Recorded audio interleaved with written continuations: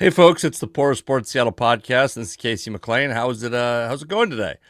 Um, Coming off of a Mother's Day. Not to be sentimental, I didn't post a photo of my wife and my mom on social media. It doesn't mean that I don't love them, contrary to what I think everybody else seems to believe. Very good day to get sentimental for a minute. I'm a stand-up comedian. I'm a very unsuccessful podcaster, and to stick by that person and to allow that person to put children in you is quite a heroic feat on my wife's part. So, I appreciate my wife very much. Appreciate my mom very much also, though she may be responsible for creating the person that I just described. um, yeah, it's we're entering into kind of a slow stretch of sports, right? I noticed last week's episode was pretty short. I think the one before that was pretty short. They're probably going to continue to be short. I am somewhat obsessed with the NFL draft, obviously. We spent a lot of time talking about the NFL draft, and that is over. The Seahawks signed Gray Zabel today to a fully guaranteed contract. I don't even have the interest to look up how abnormal that is. My suspicion is that, it's almost a foregone conclusion at this point. When's the last time we had an extended rookie holdout? It's been a long time. These contracts are kind of set in stone what they're going to be. It's not a surprise anymore how much they're going to be. And so that's not super exciting. So they're going to be shorter episodes. I will say we'll talk about my life for a moment because I don't have any other outlet to talk about it right now because I don't have a show until Thursday. I am doing a yard. What do you call not flattening yard leveling project in my yard in my lawn on my lawn at my home, and for the third straight day now, all of my dogs' bathroom trips have been on walks. We used to be able to supplement walks with trips out into the yard, let her go run around in the yard while we cook dinner or whatever.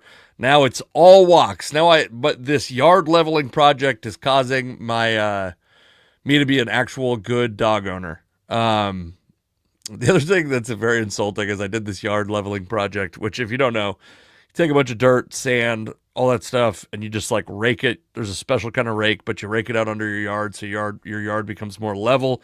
Makes your yard look like shit for a couple weeks, and then grass starts. You put more seed on it. Grass starts to grow through even thicker. It's called overseeding your yard if you've ever heard that term. And a day after I've finished this project, and we're just kind of riding it out into grass germination, I got a landscaping business card put into my fence. You fucking assholes. Well, that actually reminds me. I don't know if this might end up. I might end up talking about this on my other podcast also. But I was driving to Seattle a couple weeks ago, and for a show, and a guy that worked for a flooring company is driving the flooring truck, almost ran me off the road. And it's so stupid to drive badly when your phone number is on your vehicle. So I called, kind of hoping, I was in a confrontational enough mood that I was kind of hoping I would just get his cell phone, like that the number was just his cell phone. It was the voicemail to the company, and I left an angry voicemail tattling on him to his company, feeling like a hero, also exaggerating the severity of, I was like, my kids were in the car, you almost ran me off the road with my kids in the car, this absolute piece of shit. I don't know where this belongs in the pantheon of stories or how you feel about this, but I've thought about doing that many times, and I was so angry. There's this spot on where you get onto I-5 in Tacoma that is just notoriously people drive like aggressive assholes. It's at the end of Sprague, if you know the area well. And I got to, it was just like, oh my God, my blood was absolutely boiling. My wife and I had an instance of this where I think it was just her and I in the car again, not the kids, but where a couple almost ran us off the road, and then we flipped them off, and then they were mad. They thought, you know that thing where like they obviously fucked up, but they just viewed us as assholes, and they start flipping us off back, and you're like, what's most upsetting about this is that you think you're in the right. Okay, we can move on from this. I just got done watching. I'm a little bit late to get up here because I was watching two things. I watched an interview that Sam Darnold gave to Mackenzie Salmon, who works for USA Today, apparently, which is surprising for me to find out because, I mean, not that I have no feelings, positive or negative about Mackenzie Salmon. There's just so much content, and even this show is in a sea of good and bad content. I'm not trying to tell you that I'm better than Mackenzie Salmon, but Mackenzie Salmon is just like a generic. I've never heard of her before. I even looked her up on Instagram because I was like, who is this person? I've never even heard of this person. There's not a single person that I follow that follows Mackenzie Salmon. She's got 30,000 followers and not a single overlapping person. Just a generic sports journalist. And I was watching this interview with Sam Darnold, and I would not say it's a particularly remarkable interview. We're not going to watch a clip of it or anything like that. But he said a thing that just like, it shook me for a moment. He's like talking about moving to the city, moving to Seattle, getting familiar with the city. And he goes, yeah, me and my girlfriend have not had a lot of time to get out into the city. And it just reminded me, like, how long has it been since the Seahawks acquired a quarterback who had a girlfriend?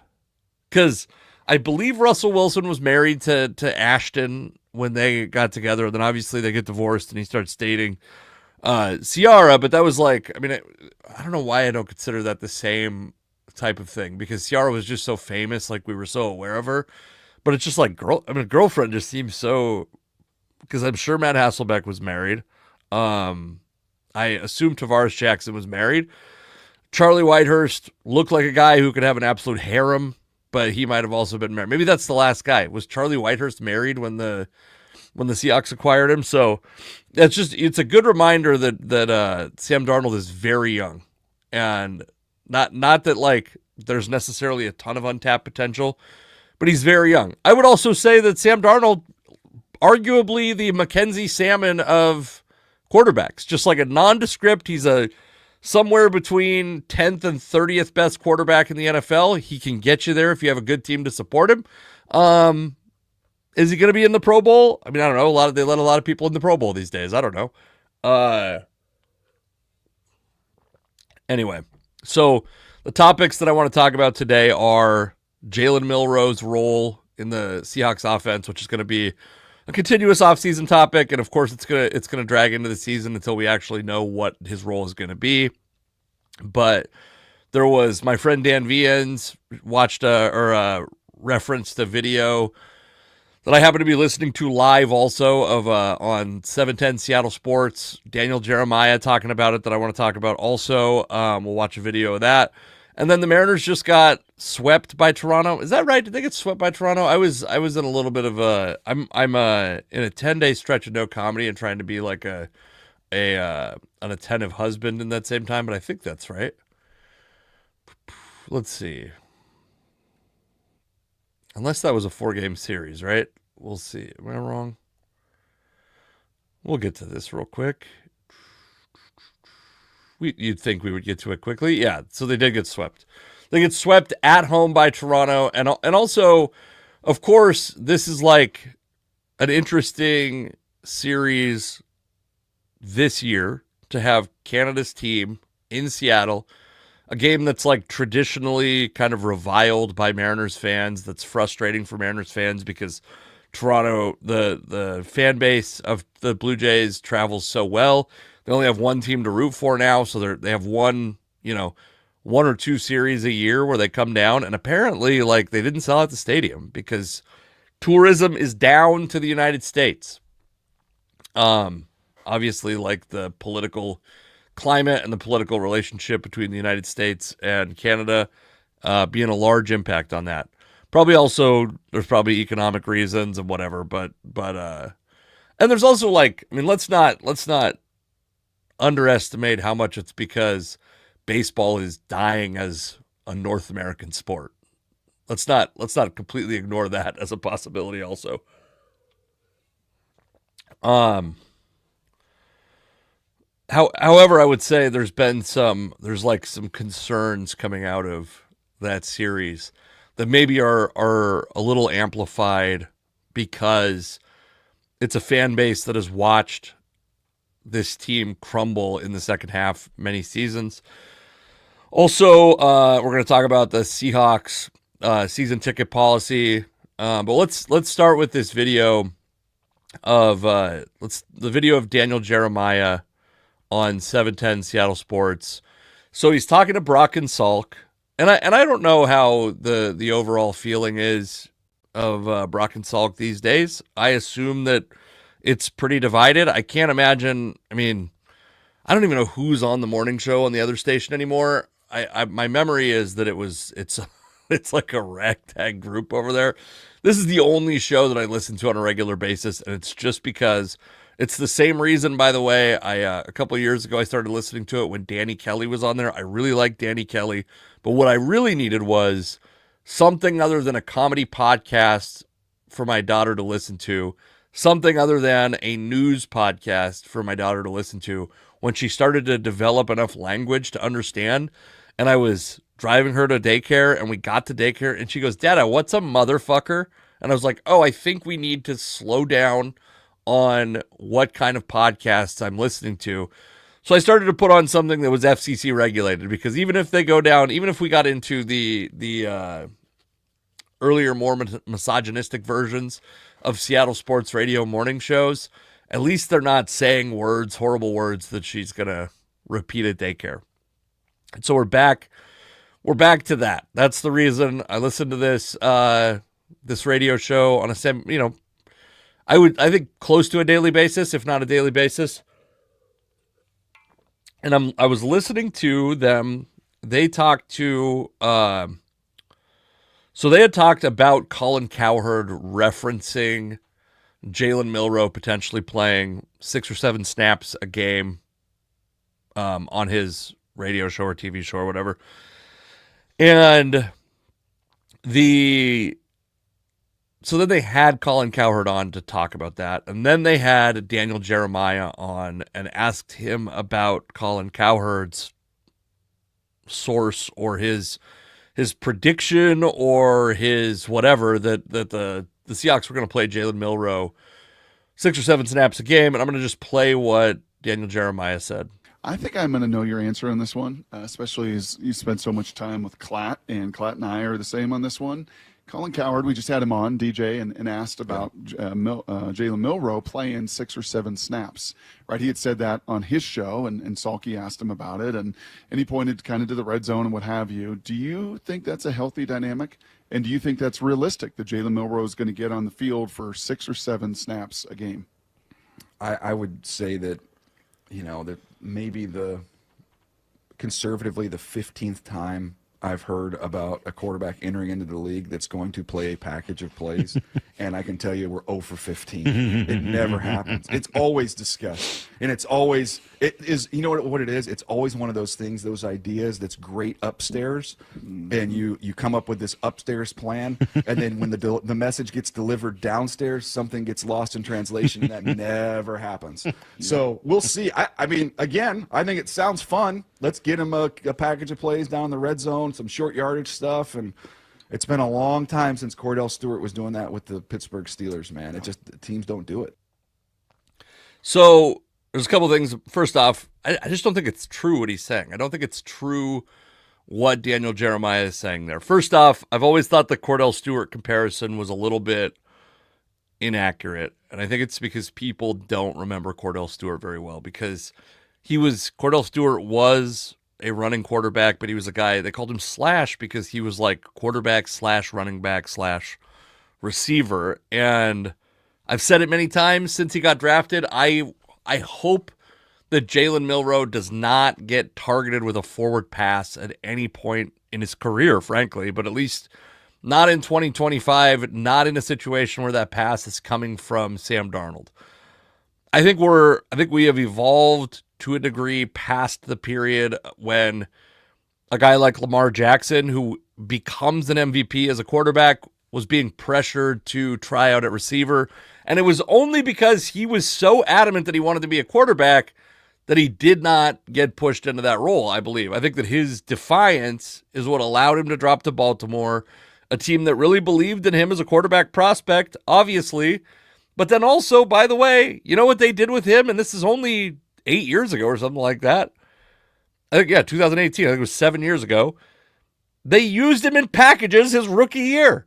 We talked about it last week, but like they used him in somewhere between 2 and 15 snaps a game. And then also like he played some garbage time snaps as like a traditional quarterback. And that's great also. But this is precisely what the Ravens did. The Ravens, not under Mike Macdonald, and Mike Macdonald didn't coach the offense, but the Ravens team that would eventually become Mike Macdonald's home, that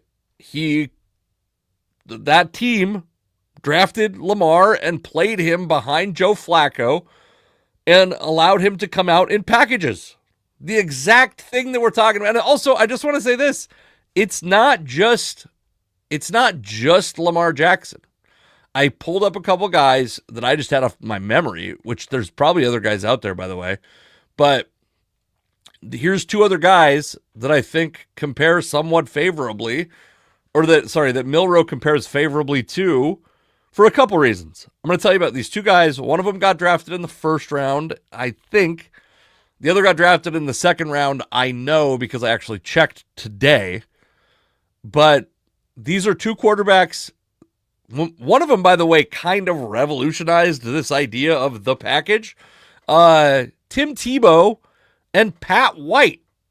And a lot of people don't remember Pat White. I'm sure Tim Tebow is obviously all around. You can't turn on ESPN anymore without, during, I don't know if that's true anymore. Is he still on college football broadcasts?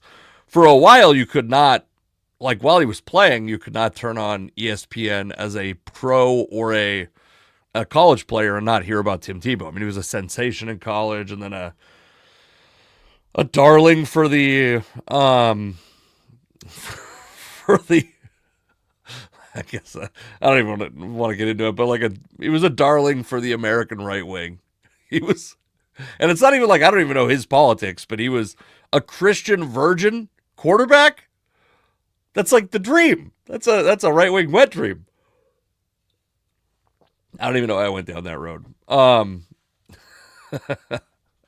I mean, I will say like he had the fact that he was such an icon in the Christian world made him a distraction that did not warrant him being like a developmental backup quarterback, and especially got drafted in the first round. And then we talked about it last week, but like he ends up making a conversion to tight end and tries to make the roster as a tight end and doesn't do it because one of the reasons is maybe he was skilled enough, maybe he was talented enough to be a tight end in the NFL. I don't think so. But let's say he was. Is your third string tight end as a fringe roster guy worth all this distraction and fanfare and the media that's this new influx of media interest? Is that worth a fringe third string tight end? I don't think so. So he's one guy. Pat White was a quarterback at West Virginia, left-handed, I will say, which gave him a little bit of a disadvantage, but Tim Tebow also left-handed. And Pat White was kind of the guy that was the most, he's like the first guy on, the first of the Wildcat quarterback guys from recent years. And now, if I'm right, this is a crazy thing about Pat White, and maybe a cautionary tale about this usage. Pat White gets drafted in the second round and plays only one season, 2009 with the Miami Dolphins. I believe he gets concussed in the year that follows and never plays again. As I was reading, I think he got knocked unconscious on the field, played, probably showed up in a couple mini camps, played a little bit of Canadian football, and then never took another snap in the NFL as a quarterback. And he actually got listed as a receiver anyway here, now that I'm looking at it. But a guy that was like a legit, very good college quarterback who, they had packages for him. What are Pat White's final stats?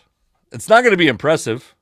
I'll admit that. So he threw 5 passes, completed 0 of them, took a sack, and he caught how many balls? He ran the ball 21 times for 81 yards, long of 33, which means I'm always interested in that. 21 times, 81 yards, long of 33, which means on the remaining 20 carries, he gained, 48 yards? That's bad. I don't know if you know, that's bad. Never got targeted for a reception, gets listed as a receiver, never gets targeted for a pass, never catches a ball, runs the ball 21 times, throws the ball 5 times. I'm not saying Pat White is a successful version of this, but these guys do exist who get packages put out there for them. Also, the level of athlete that Jalen Milroe is not a run-of-the-mill guy. This is not a guy that you see every day with that level of passing talent, frankly. With that combination of passing talent and rushing talent. Rushing the ball talent? Where are we going with that? It's not that common. It's like to treat him like we've seen 15 of these guys, to treat Jalen Milroe like we've seen 15 Jalen Milroes is not correct. He also, by the way, in this trio of guys, he has an advantage, which is that he got drafted in the 3rd round.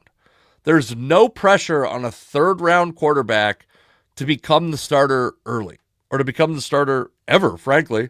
I mean, there's some pressure, but there's going to be outsized fanfare for Jalen Milroe, and that might become an issue. He might become a guy that Seahawks fans are clamoring for, that it becomes annoying and toxic for Sam Darnold. That's possible.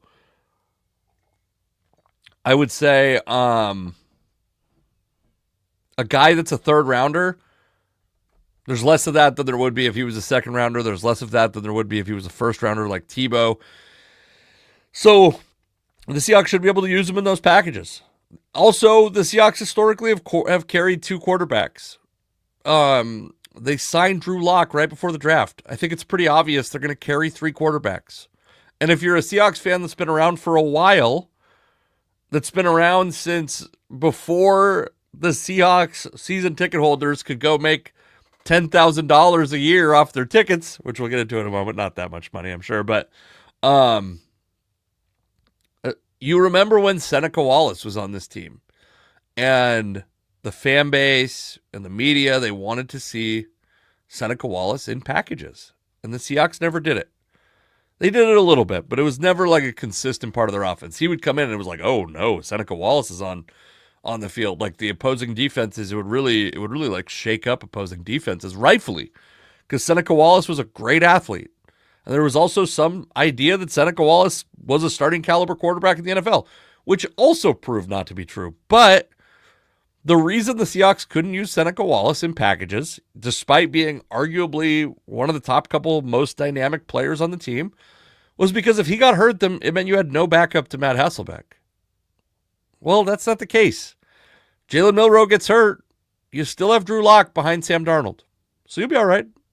So it's a different situation. It's a different kind of player. I just don't think it's true. And that's not to say I could still be wrong. The Seahawks could still try to avoid putting Milroe in those spots, but I don't think that Daniel Jeremiah is correct. To start with, I don't think he's correct that these kinds of guys have come out and then no packages get created for them. I just don't think that's true. I think it's probably less of a slam dunk than I would want it to be, but it's just simply not true that these guys come out and there's no guys that have had packages made for them since Cordell Stewart, since like the 1990s.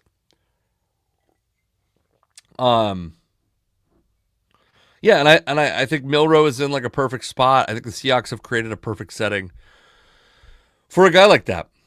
Let's talk about that ticket policy. I'm going to read it real quickly because I had it up. Okay, so this is what it says. Let me see if I can share this really easily. I'm getting this from Reddit. I'm going to share the image of it real quick. Which, by the way, I've had some stand-up clips doing very well on Reddit.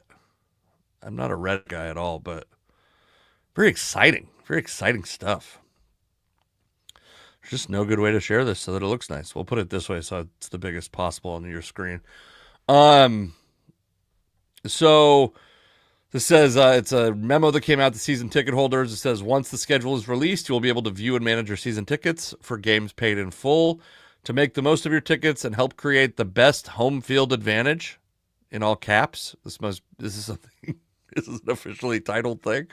It's like a Trump tweet. Please explore the following options available through the Seahawks mobile app or Seahawks account manager. Access mobile tickets, transfer tickets, donate tickets to veterans, resell tickets. And a couple nice things about that is the Seahawks getting involved in reselling the tickets probably means not paying as exorbitant fees as you do through StubHub or whatever the other ones, SeatGeek, whatever the other ones are. Theoretically, it won't cost either side as much money, the seller or the buyer. Maybe that's true. We are happy to provide the ability to resell your tickets through the NFL Ticket Exchange. While occasional resale is permitted, renewal eligibility may be impacted if it is determined that your tickets were primarily used for resale purposes.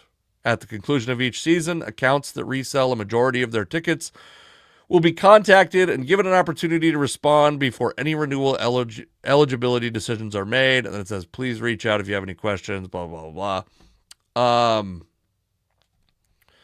So in general, I don't really like this kind of thing. I don't like the team regulating how fans can use their tickets. The exception I'll make, I guess the reason I'll make an exception is, one, a ticket is not a piece of real estate. It's not like you own a car or something like that. A ticket is kind of an ethereal concept even. The Seahawks are allowed to make rules about how people use their tickets. They're allowed to, when you have season tickets, they can kick you out of your season tickets for behavior reasons. I actually listened to Dan Viens talk about, like, you can have your tickets revoked because you sell them to someone on StubHub and that person has not signed this ticket holders or season ticket holders agreement, which is something that does happen through the NFL like sales exchange or whatever it's called. And their behavior then becomes a reflection on your account. Where in this case, if you go through those other channels, it would not, is my understanding. I'm not a season ticket holder. I've never been a season ticket holder. My family, this is like one of those things that my family just never even considered a possibility, I don't think, when I was growing up. Like, I don't think it was realistic financially. I don't think it was realistic. I don't think we had the self-worth or the net worth to do it. Like the season tickets were not on the menu for any sport. And I signed up for season tickets to be on the waiting list for the waiting list. There's like I think it's 10,000 people can be on the Blue Wave waiting list, and another unlimited amount of people can be on the list to get on that, or vice versa. I looked it up this morning in preparation to talk about it. As of October of 2014, I'm still like 24,000th on that list. There are a lot of people who want season tickets and can't buy them because they aren't available. And then there's a bunch of people that own season tickets because they're a corporation or they're a person that resells their tickets, and fuck those people. Get the tickets in the hands of the people that actually want to be there. Absolutely. And so from a strictly football perspective, I think it makes a ton of sense. From a fan relationship perspective, I think it makes a lot of sense.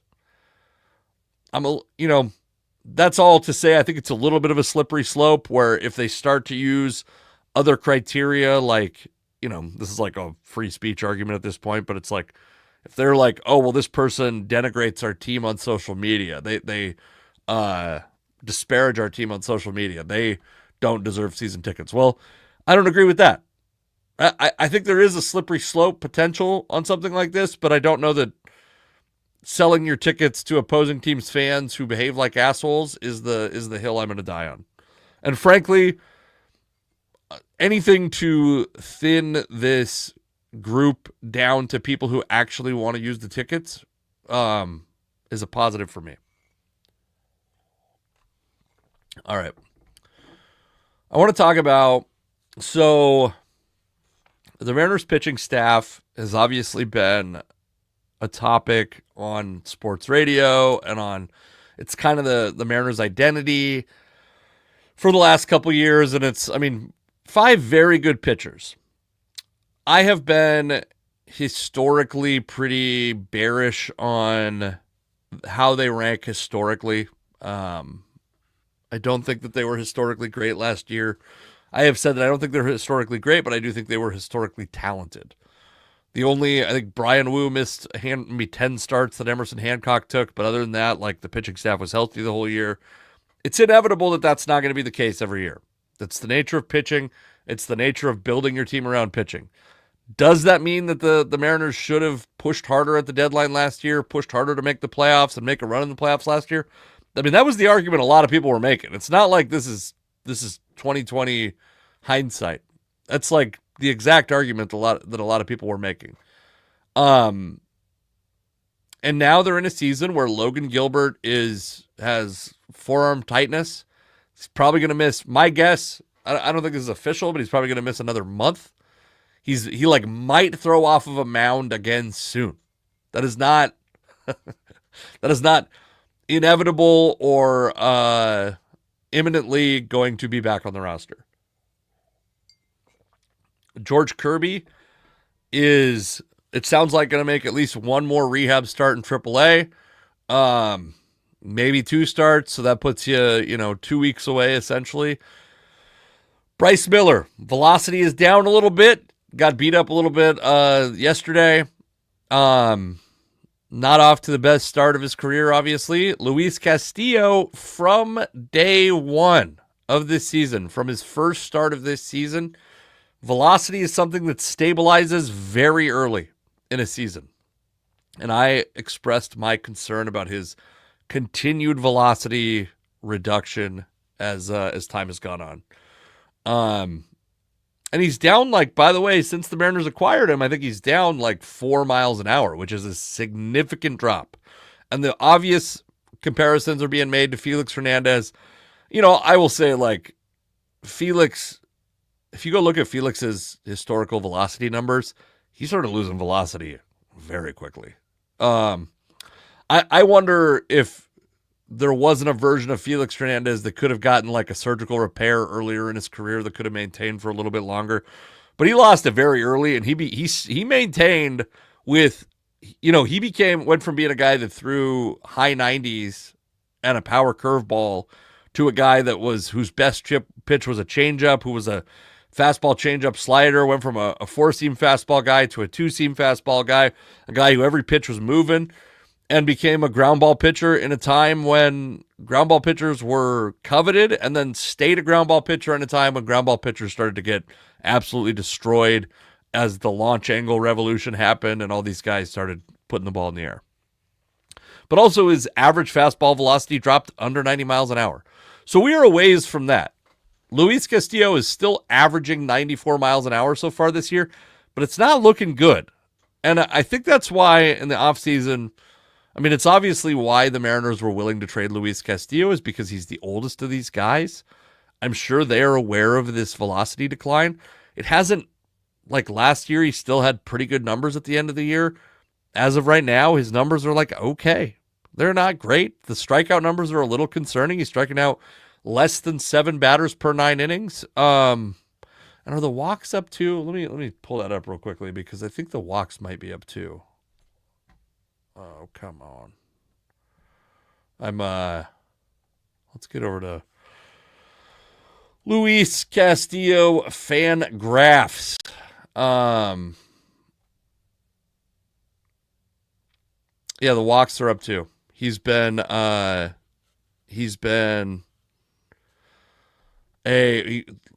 last year with over 3 walks per 9 innings was 2021 when he pitched for the Reds, and he's up to 3.74, 6.85 strikeouts per 9 innings.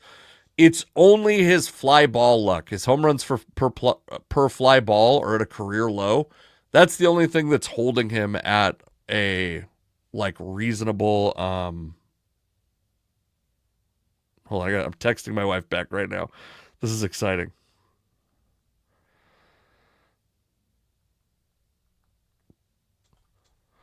It's fun to coordinate pickup plans on child pickup plans on while I'm podcasting live.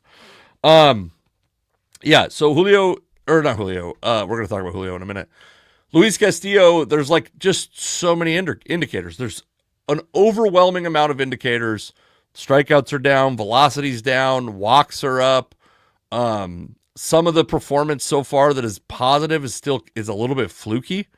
Is this batted ball luck on fly balls, and some of that's probably aided by T-Mobile Park, but he's pitching in T-Mobile Park the other years too. So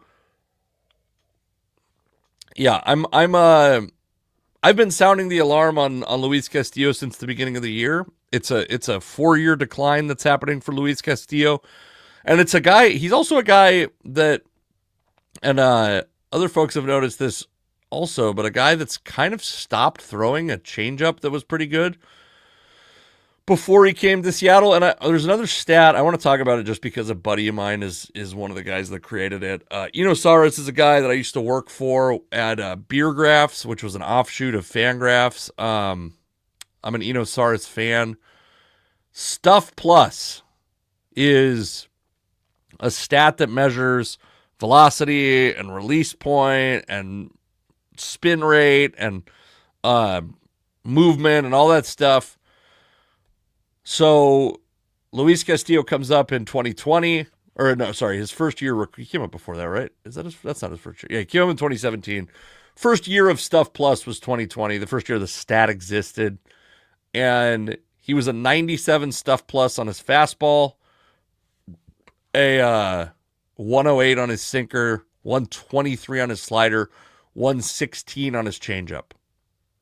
And I will say this, maybe this is why he stopped throwing the changeup so much. His changeup went from 116 to 109 to 103 to 100 to 96 to 96. So Stuff Plus is going to be like compared to league average. So 100 is average, and it's getting worse compared to average. Are other people's changeups getting better, or is Luis Castillo's changeup getting worse? His fastball, 97 to 102 to 121. That was his first year. He got traded to the Mariners in 2022. 107, 99, 91 this year. Sinker, 108, like I said, to 107 to 99 to 100 to 98 last year. 88 this year. Slider, 123 to 118 to 121 to 117 to 119. Great pitch. Not even arguably. His best pitch over the course of those years, over the existence of Stuff Plus, it's now a 107. Still his best pitch, but that's a precipitous drop-off for all of these pitches. So Luis Castillo, his overall Stuff Plus, 110, 108, 111, 107, 103. These are all like his stuff's better than average. And then, of course, because he plays in T-Mobile Park, the numbers are going to look better, etc., etc. This year, 94. So now we're at a point where Luis Castillo probably would have been traded in the offseason, it seems like, if he didn't have a no-trade clause, to a point where Luis Castillo, like, is he going to retain any value into, is he going to retain any value into the period of time when he is no longer under a no-trade clause? I'm fighting my mouse here. I bought a teleprompter, folks. I don't know if you could tell, but I'm looking you dead in the eye a lot more, but I'm now fighting a teleprompter because... So what do you think about these pitchers? I guess is the question, because like I said, I think the Mariners would have traded Luis Castillo if they could have. They didn't. He's now going to be a guy who's got diminishing velocity, diminishing results, diminishing stuff, and still be on a pretty big contract and be a year older when the Mariners can actually trade him. It seems to me like if you can get a team there's a high probability that they're going to be in a position where if a team will just take his contract, that's the state of Luis Castillo. And I mean, that's frustrating, obviously, but it's the reality. So with that in mind, like, what's your outlook on this pitching staff? When Blake Snell was available in the offseason,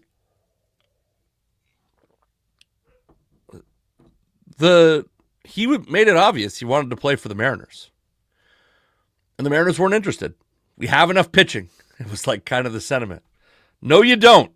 You never do. You never have enough pitching.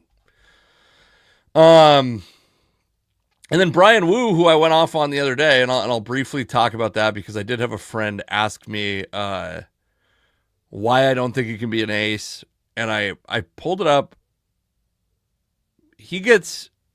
So his batted ball profile is a guy that's getting very lucky. Like he's like a middle of the pack barrel rate allowed guy. If you look at his splits last year, he had like a 4+ ERA on the road. Brian was a good pitcher. Amazingly, the only guy in this rotation, by the way? A guy that you felt like he can't pitch more than 40 pitches a game. I mean, that's an exaggeration, but like a guy that can't. Now he's the only guy that you don't have health concerns about? Wild. Baseball's a wild sport. And then there was a little bit of a discussion on Twitter this weekend about Julio Rodriguez.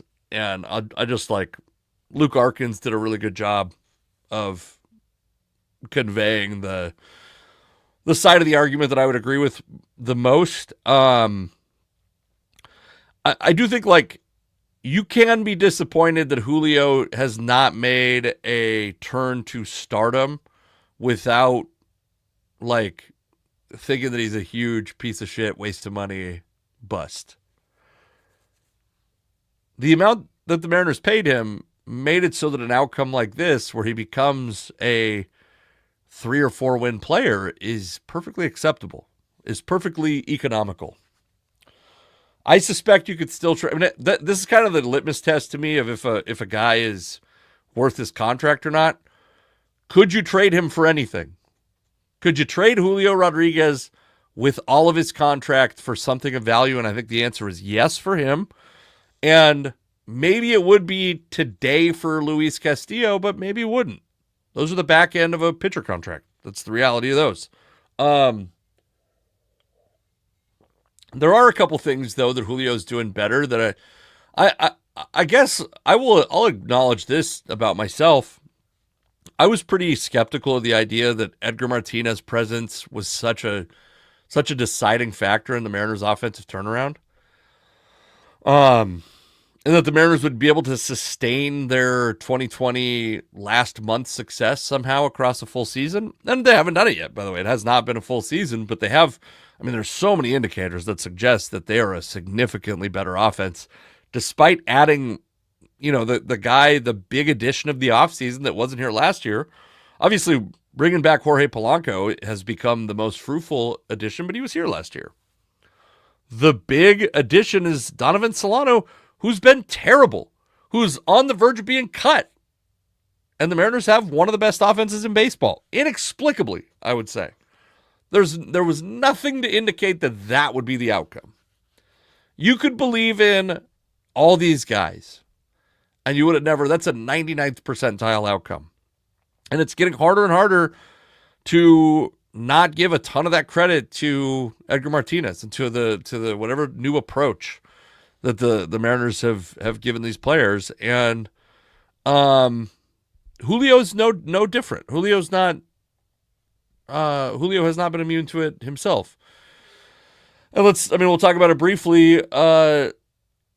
Julio's got some like whiff issues still. He's got some swinging out of the strike zone issues still, especially on a percentile basis. Although one of the things, and I have an ongoing argument with my father-in-law, by the way, about the efficacy and ethics of making the umpires electronic. and or robots. It's fun to say robot umps. What we're talking about is an electronic strike zone. Anytime anyone's talking about robot umps, it's an electronic strike zone. And I would be actually completely fine with no home plate umpire, because I also think that, much like football, while reviews maybe in some sports are taking over, I think every scoring play in baseball is worth, like, calling out safe at home. I don't know if we should be relying on a human eye for that all the time. Especially, like, these things can be done pretty quickly upstairs. Also, ball strikes, like, yeah, just give it to we saw it in the offseason.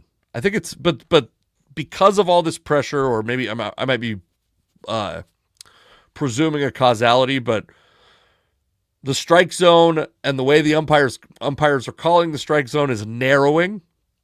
So this may contribute to why Julio's chase percentile isn't improved a ton. Is like, when you look at like Baseball Savant, it doesn't look that much better. But on just strictly, is he swinging at balls outside the zone more or less than last year? The answer is less. Is he swinging at balls inside the zone more or less than last year? The answer is more. He's swinging very hard, which is good. Like,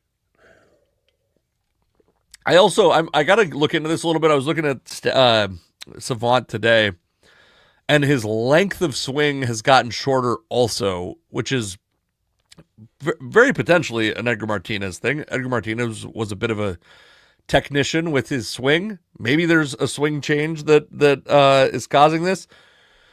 But here's what I'll say. Here's what the results are, is Julio Rodriguez is walking 9.5% of his plate appearances. Career high prior to this was his rookie year in 560 plate appearances. He had a 7.1% walk rate. And he's striking out 19.6% of his plate appearances, which his career low was 2023, 24.5%. Those are marked improvements. Those allow you to be a guy who has a 256 batting average on balls in play, which is bad luck. His Julio Rodriguez expected weighted on base by batted ball profile on Savant is 360. His actual weighted on base is 316.